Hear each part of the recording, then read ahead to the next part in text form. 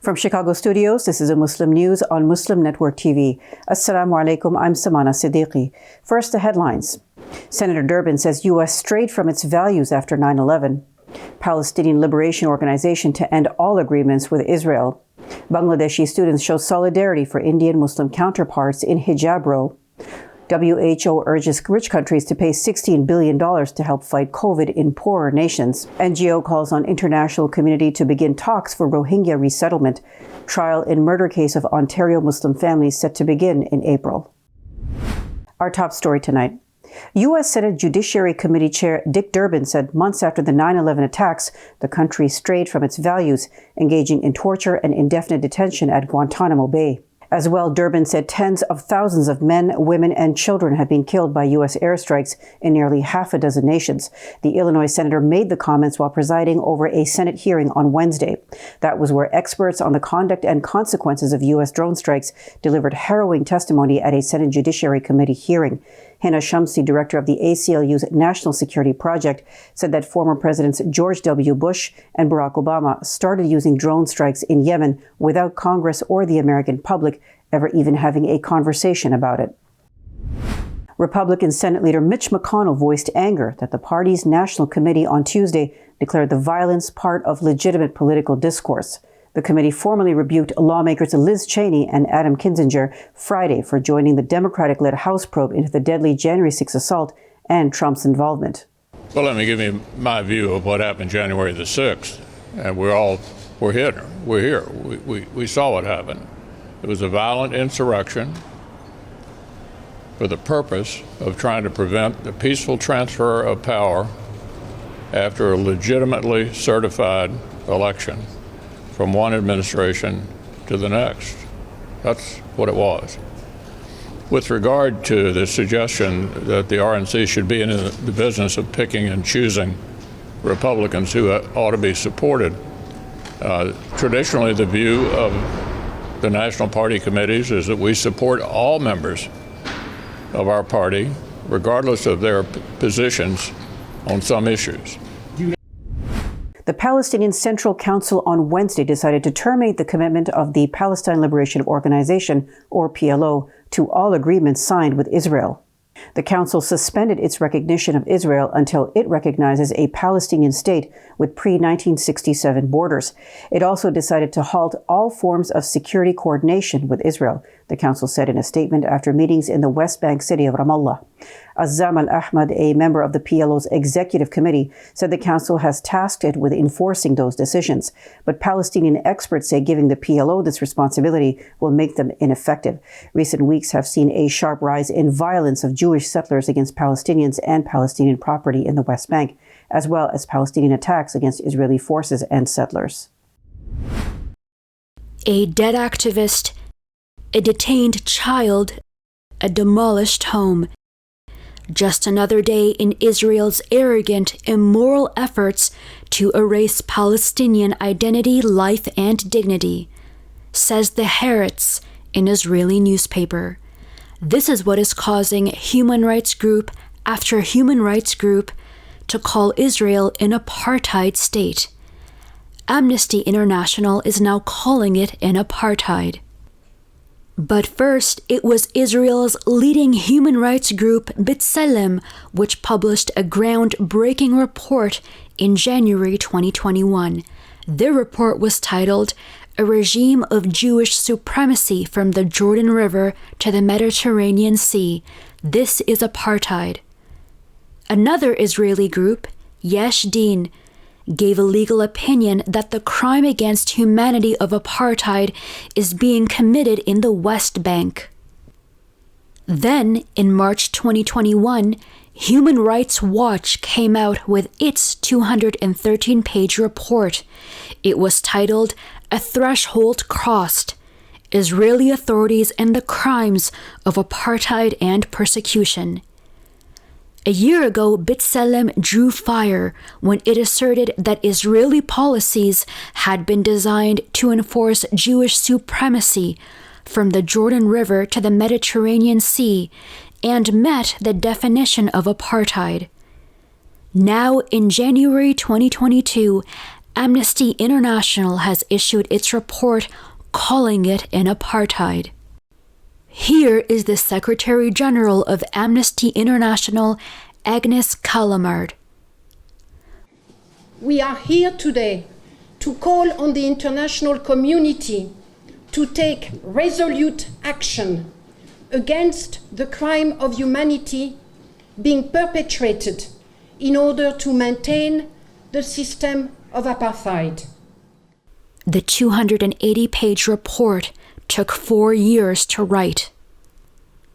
In America, the Israeli lobby is outraged.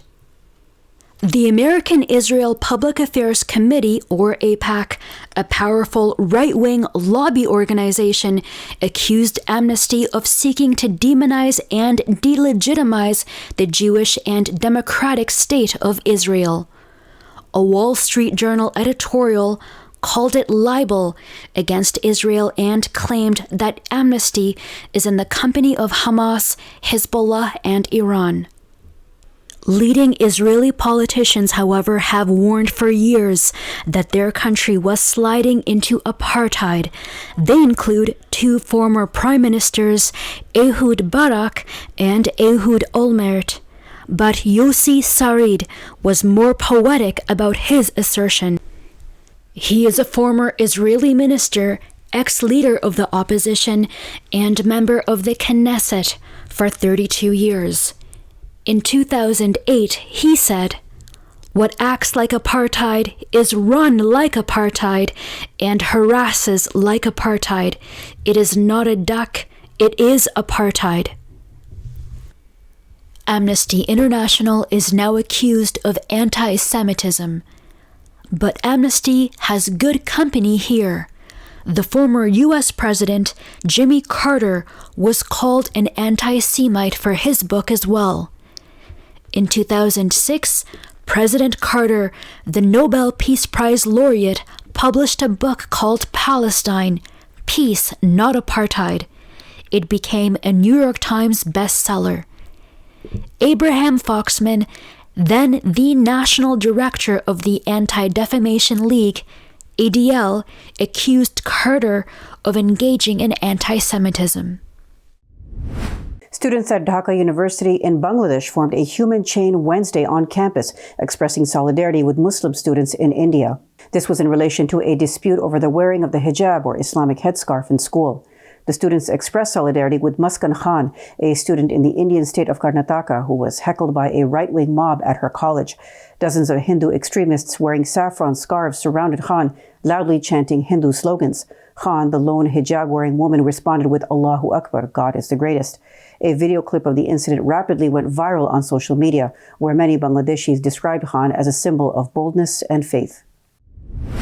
Hindu worshippers from across India gather each morning to pray in the city of Ayodhya, near the site of a historic mosque torn down 3 decades ago by zealots. Demolition of the centuries-old Babri Masjid in Uttar Pradesh, the country's largest state, triggered riots that killed thousands of people, mostly Muslims, in December 1992. That paved the way for the rise of Hindu nationalism. Workers are now erecting a Hindu shrine where the mosque once stood. Hindus believe their deity Ram was born there thousands of years ago. Muslims fear this month's Legislative Assembly election in India's most populous state could see such building and divorce repeated elsewhere. The World Health Organization, or WHO, urged rich countries Wednesday to pay their fair share toward its plan to conquer COVID-19 by contributing $16 billion. The WHO has raised $800 million of the needed $23.4 billion. The rapid cash injection into the WHO's Access to COVID Tools Accelerator could finish off the virus as a global health emergency this year, the agency said. COVAX, a worldwide initiative aimed at equitable access to COVID-19 vaccines, delivered its billionth vaccine dose in mid-January. Vaccine inequity is the biggest moral failure of our times, and people and countries are paying the price. A new report released by a UK-based NGO on Tuesday urges Bangladesh to begin cooperation with the international community to resettle the stateless Rohingya minority from Burma in a third country. The Burma Human Rights Network's recommendations are based on a survey of Rohingya living in refugee camps in Cox's Bazar, a district in southeastern Bangladesh. A majority of refugees surveyed said the crowded camps were rife with crime and violence. Most said they would prefer to be repatriated to a third country, the report says. We're bringing more news stories after the break, so stay tuned and we'll be right back after these messages.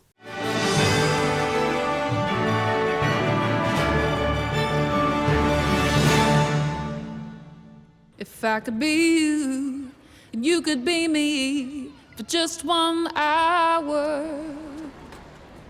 If we could find a way to get inside each other's minds. Walk a mile in my shoes.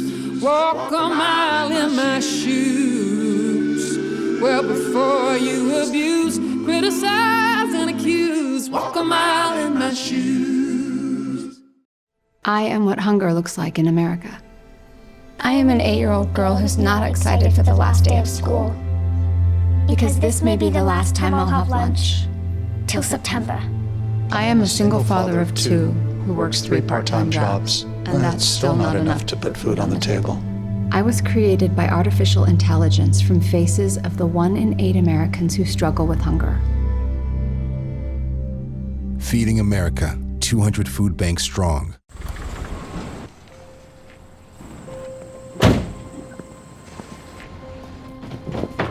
Dad, they took over my bedroom. Come on, come on. Okay, Dad. 1, 2, 3.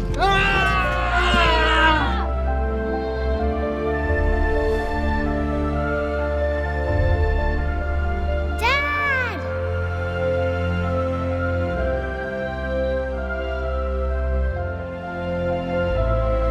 You saved me. Dad? Are you okay? I'm fine, dear.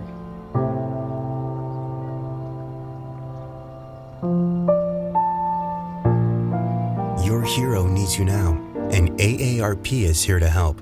Find the care guides you need at aarp.org/caregiving.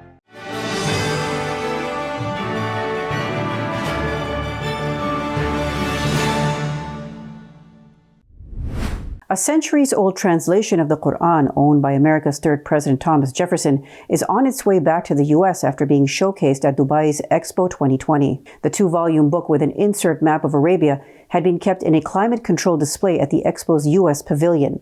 It was under 24-hour surveillance since this was its first trip outside the U.S. Yasmin Khan, head of the Library of Congress's Paper Conservation Section, told the Associated Press the artifacts received special care due to being so rare and so delicate.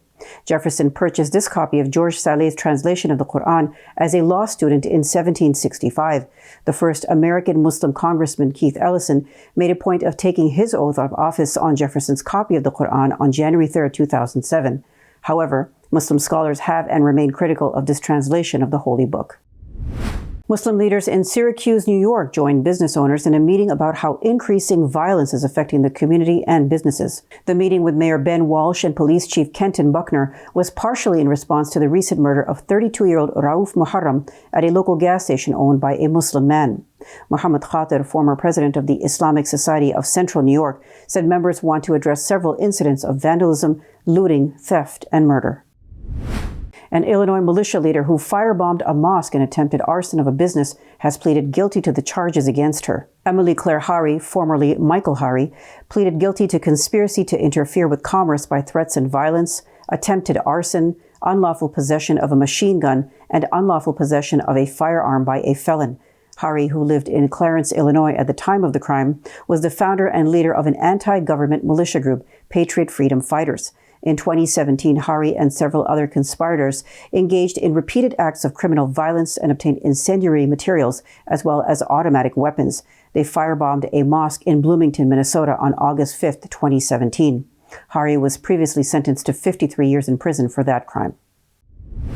In a letter to Canadian Prime Minister Justin Trudeau, Ottawa Mayor Jim Watson complained about an aggressive and hateful occupation of our neighborhoods. Watson was referring to the 2-week-long truckers' protest in the capital city, Ottawa. This was to protest against a rule that requires truckers to be fully vaccinated against COVID-19 or face a 2-week quarantine in their homes after returning across the U.S.-Canadian border.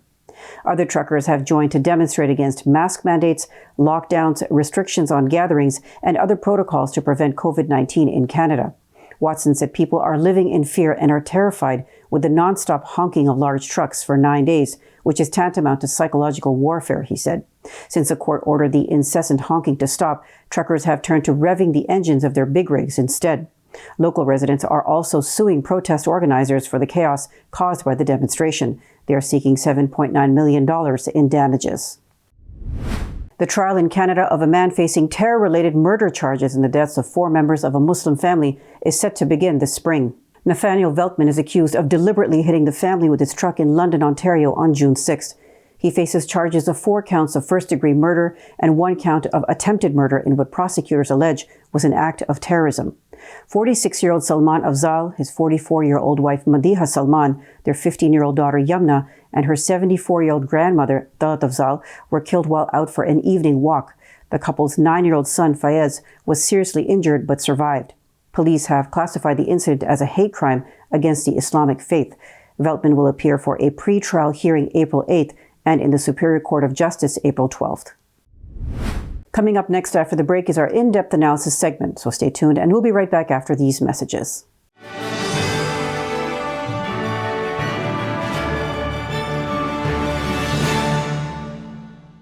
If I could be you, and you could be me for just 1 hour.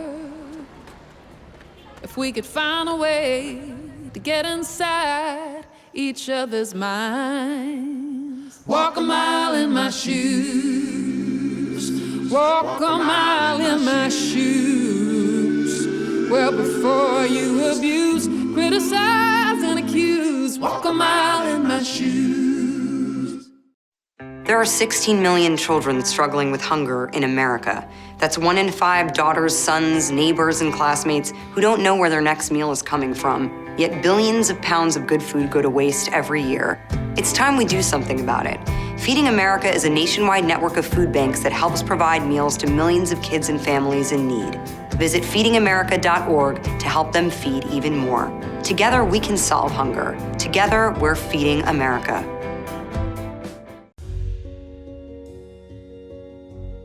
Friends, our world is pulling together like never before. We're making huge sacrifices to keep one another safe. Scientists are working non-stop to develop COVID-19 vaccines and treatments. A vaccine will get our economies moving. It will tell our loved ones we're safe again. But we have challenges we must address.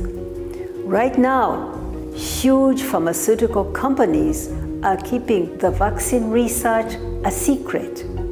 They're deciding how many vaccines get made, how much to charge for them, and who gets vaccinated. This will no doubt leave billions of people behind. Pharma companies are putting profit, not people, first. Yet, billions of dollars of taxpayers' money is funding their work. We cannot let the CEOs of a handful of pharmaceutical companies decide our future. We need a vaccine that everyone can have free of charge, no matter where you live or whether you're rich or you're poor. We need companies to share all their research so we can make enough safe vaccines for everyone. We need a vaccine owned by all of us. To end this COVID-19 pandemic, we need to pull together once more.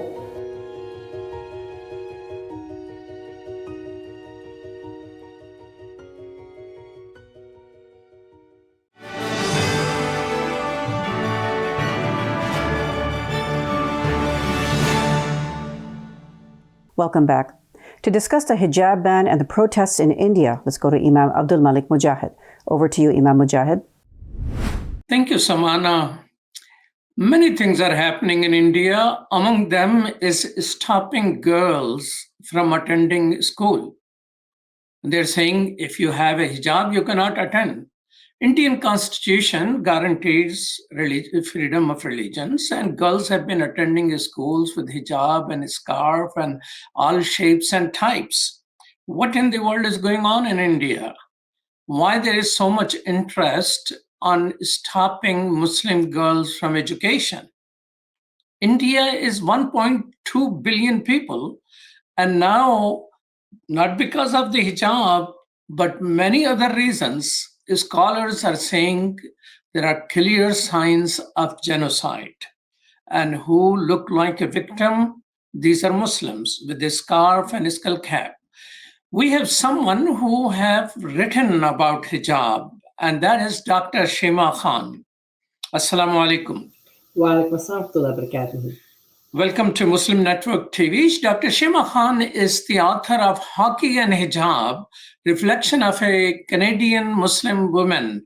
Well, I used to be a hockey player, but I think it's a different type of hockey which I used to play. Right. I wrote about ice hockey as opposed to field hockey. So tell us, one of the Indian states have, actually banned girls attending classes with hijab. And when some girls resisted, there are thugs on the streets with some type of fascist color schemes trying to attack them and shout at them. So what are you reading? I mean, you have a heritage from India and you have studied the subject of hijab.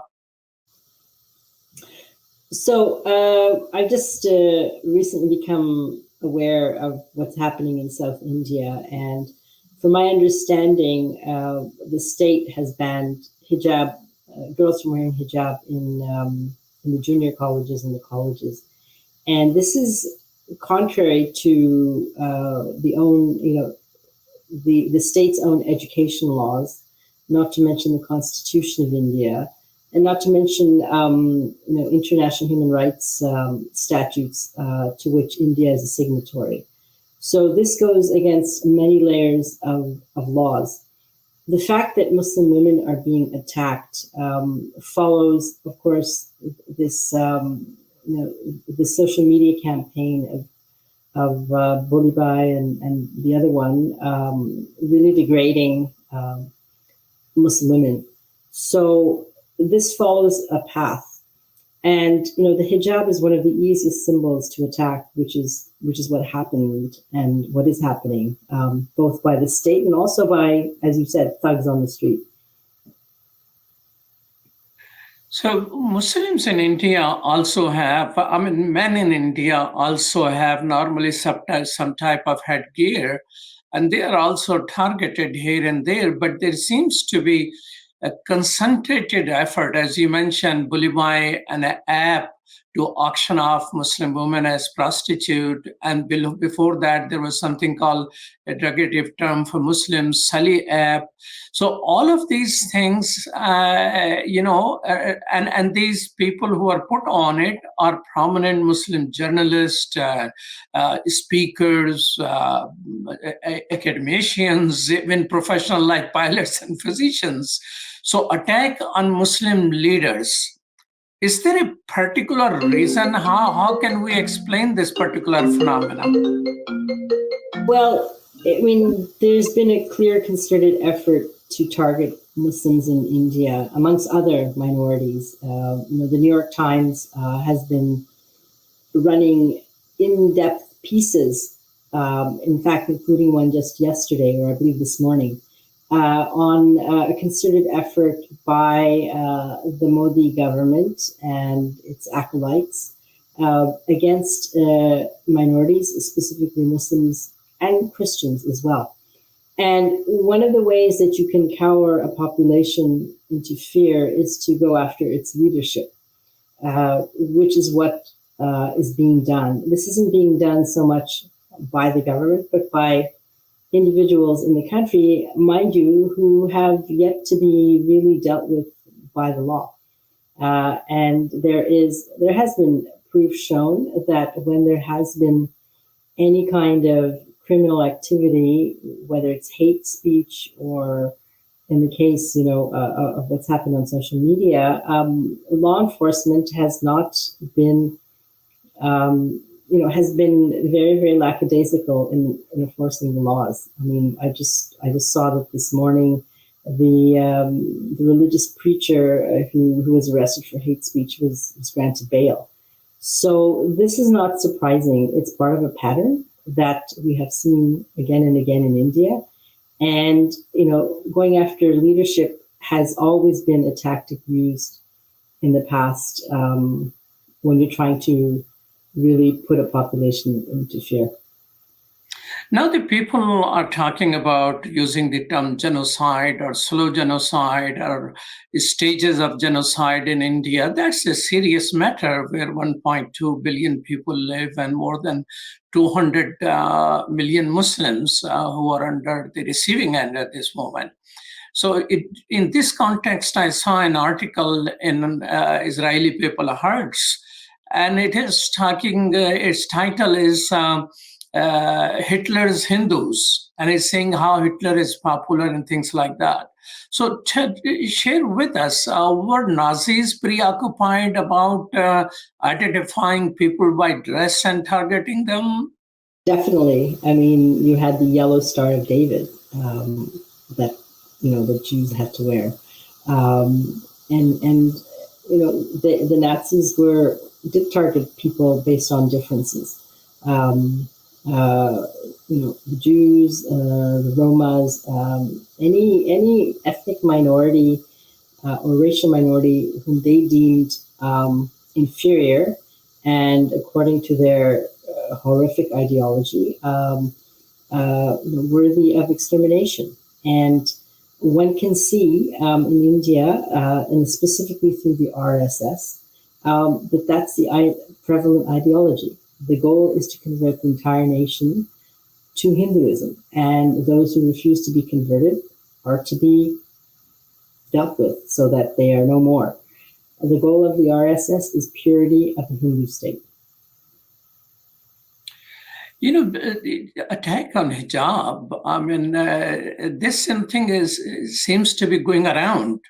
I mean, France has acquired quite a bit of name going after girls who are dressed head to toe and going for swimming. I mean, they have something, I forgot what burkini or it is called, that they are able to cover their body and enjoy swimming. They are arrested. And same thing in schooling. And then I look, there are about 12 countries in Europe, Western Europe, enlightened Europe, quote unquote, which has one or the other type of ban on hijab and scarf. Why people are afraid of a scarf? Well, France, I mean, they've gone further than the burkini. The Senate just passed a law forbidding the headscarf in sports. Whether it's your, weekend recreational soccer game, where you have a young Muslim woman playing on a recreational team, to a sports team, they've really gone, I think off the deep end, to be honest. The situation in France, though, is within the context of the whole idea of religion in the public sphere. And that is very particular to France. It's called laïcité. It is not the same as secularism. It is very different from secularism, in that the belief is that the individual gains freedom through the state, whereas in secularism, the individual has freedom from the state. In laïcité, the state controls religious expression, whereas in secularism, the individual right to religious expression, in fact, to expression, is paramount. And so what you see in France, and their history is based on what their experience with Catholicism and the rule of the Catholic Church over the entire French society. The French decided we do not want to go through that, and we will be very circumspect about religious expressions in the public sphere. As they had Muslims come in from their colonies, initially it was not an issue because there were so few. But now I believe the Muslim population in France is, I could be wrong, I think close to 10 million. the hijabs are becoming far more public, and they feel there's a need to control such public expression, such expression in the public sphere as part of their French raison d'être. What does your book on hockey and hijab covers? Of columns I wrote for the Globe and Mail. I've been writing a monthly column on issues pertaining to Islam and Muslims in the Globe and Mail, Canada's national newspaper, since 2002. And this is a collection of columns that I wrote from 2002 to about 2008. And they discuss a variety of topics such as terrorism, multiculturalism, integration of Muslims into Western societies, some feminism, and basically topics which were quite relevant during, from the period of 2002 to about 2010, especially in the wake of the 9/11 attacks. Well, thank you so much, Dr. SHEEMA Khan, for your time. SHEEMA Khan is the author of Hockey and Hijab, Reflections of a Canadian Muslim Woman. Thank you so much, and Assalamu alaikum. Welcome. Back to you, Samana. Thank you, Imam Mujahid. That's all from our Chicago studios tonight. Thank you for tuning in. You can find previous episodes and more on our YouTube or Facebook. For more content, keep watching Muslim Network TV or visit muslimnetwork.tv. Salam and good night.